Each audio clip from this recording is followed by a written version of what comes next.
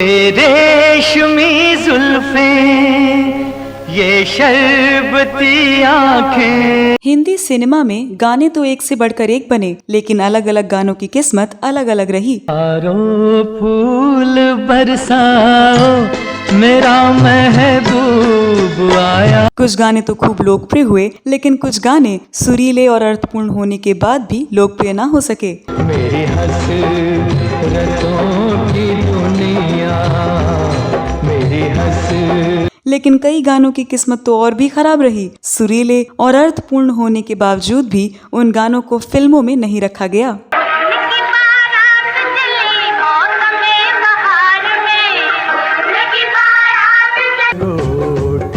पे पतंग उड़ती, पेच पड़ा। यहाँ वैसे गानों की झलक पेश है जो रिकॉर्ड तो हुए, लेकिन फिल्म में जगह नहीं पा सके। हम खूब जानते हैं क्या दिल में है तुम्हारे, कुछ करके ही रहेंगे आंखों। अब मुझे चांद सितारों की जरूरत न रहे, कोई न तेरा साथी हो, जगल कहीं भी जाती। इन गानों को फिल्म में नहीं रखे जाने के लिए निर्माता और निर्देशक की तरफ से ये तर्क दिया गया कि उन गानों को फिल्म में रखने से फिल्म की लंबाई अधिक हो जाएगी। से हमको कभी लेकिन यहाँ मोहम्मद रफ़ी के गाए उस लंबे गाने के बारे में बात करने जा रही हूँ, जिसके बारे में संगीतकार ने डर जताया कि उस लंबे गाने के कारण फिल्म की लंबाई बढ़ जाएगी। लेकिन निर्माता निर्देशक ने कहा कि फिल्म की लंबाई चाहे कितनी बढ़े, लेकिन उस गाने को फिल्म में जरूर शामिल किया जाएगा। कौन सा है वो गाना, और निर्माता निर्देशक ने फिल्म की लंबाई बढ़ने का जोखिम उठा करके भी उस गाने को अंतिम समय में रिकॉर्ड कराया और अंतिम समय में फिल्म में शामिल किया। यही नहीं, वो गाना सुपरहिट भी हुआ। इस बारे में विस्तार से जानने के लिए चलते हैं वीडियो की तरफ।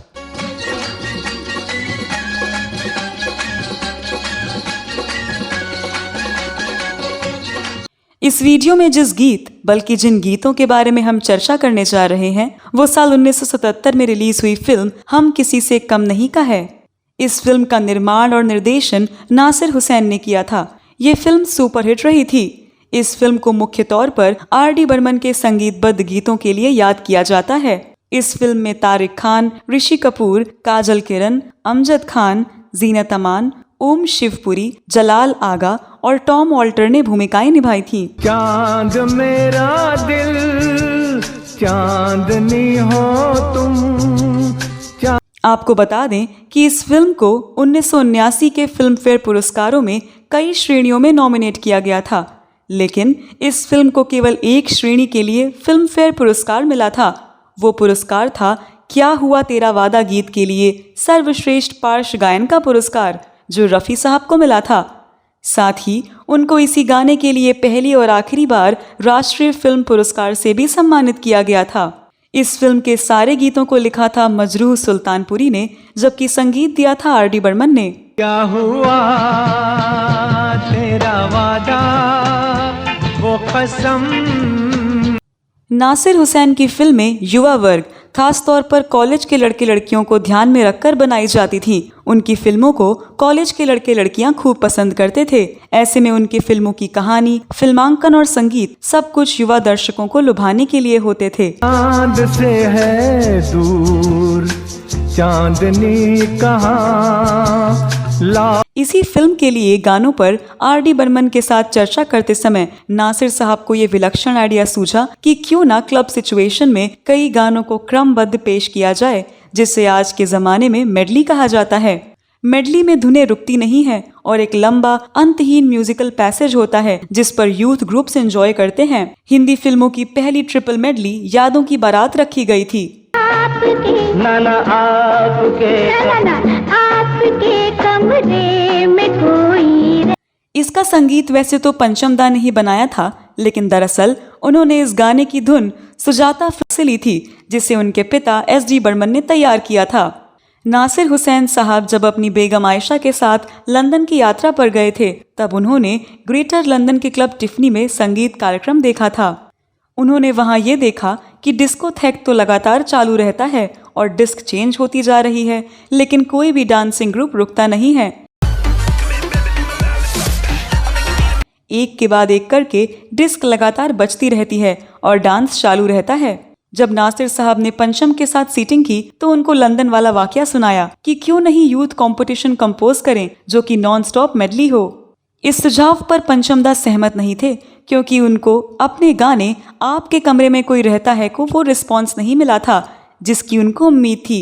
ऐसे में उनको डर था कि कोई लंबा गाना कामयाब नहीं हो पाएगा, क्योंकि देखा जाता था कि जब सिनेमा हॉल में गाना शुरू होता था और गाना लंबा या बोरियत भरा होता था तब दर्शक हॉल के बाहर सिगरेट पीने या बाथरूम चले जाते थे। फिर पंचम दा को ये भी लगा कि लोग इस किस्म की मेडली को कैसे गाएंगे, उस गाने को कैसे याद रखेंगे और कैसे गाएंगे जिसके पिच, स्केल, रिदम सब अलग हो। जब पंचम दा ने असमर्थता जताई तब नासिर साहब ने ये कहकर पंचम दा को हौसला दिया कि अरे पंचम, तू किसी से कम नहीं है, हम रिस्क लेंगे, देखना कि मेडली पर लोग सीट से चिपके रहेंगे और कोई भी हॉल से बाहर नहीं जाएगा। पंचम दा ने कहा कि ठीक है, ऐसा कर सकते हैं, लेकिन ऐसा करने पर फिल्म की लंबाई बढ़ानी होगी। नासिर साहब ने कहा कोई प्रॉब्लम नहीं है, चाहे फिल्म की लंबाई कितनी बढ़ जाए। इसके बाद वैसे गाने पर काम शुरू हुआ। 7 अलग अलग ट्यून्स, अलग अलग बीट्स, अलग अलग म्यूजिकल स्केल और 3 अलग अलग आवाजों के गायकों को एक साथ लाना और सबसे अलग अलग अंदाज में गवाना वाकई ये कठिन काम था। लगातार चलने वाले इस मेडली में कई गानों को एक साथ रखा गया था। पहले गाने को मोहम्मद रफ़ी साहब ने गाया। चांद मेरा दिल चांदनी हो तुम। दूसरे गाने को किशोर कुमार ने गाया।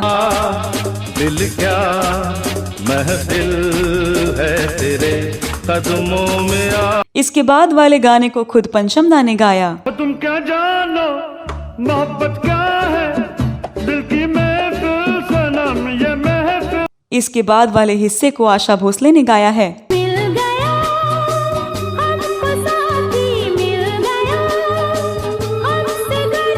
सबसे पहले बेस गिटार के टेम्पो से एक रिदम तैयार हो गई, क्योंकि यूथ्स को डांस फ्लोर पर डांस करते दिखाना है। कप ट्रम्पेट बजवाया गया। इसे जॉर्ज फर्नांडिस और ट्रोम्बो मॉन्स्ट्रेट ब्रदर्स ने बजाया। पंचम दा ने इसे अपनी आवाज से कट किया।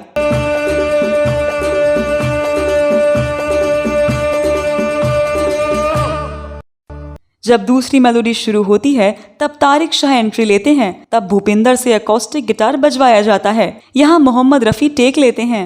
मेरा दिल चांदनी हो तुम, चांद से। फिर अगली मेलोडी में किशोर कुमार का टेक होता है। दिल क्या महफिल है तेरे कदमों में आ। अगली मेलोडी में तीसरे सिंगर पंचम दा ने खुद ही टेक लिया। तुम क्या जानो मोहब्बत क्या है, दिल की महफिल सनम ये महफिल। इस ट्यून को R.D. बर्मन ने फिल्म काला सोना के टाइटल ट्रैक में पहले ही उपयोग किया था। अगली मेलोडी में ऋषि कपूर की एंट्री होती है और गाना बजता है।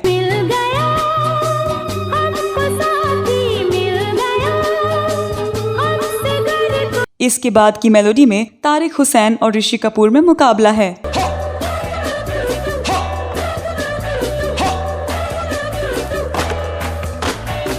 इस गीत को मजरूह सुल्तानपुरी ने लिखा था। चांद मेरा दिल चांदनी हो तुम।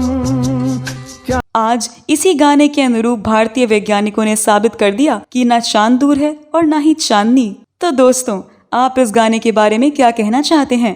ये गाना आपको कैसा लगता है? इस वीडियो में बस इतना ही। ये वीडियो आपको कैसा लगा? अगले वीडियो में मैं फिर फिल्मों, गीतों और फिल्मी हस्तियों के बारे में जानी अनजानी जानकारियां लेकर हाजिर हो जाऊंगी। तब तक के लिए नमस्कार।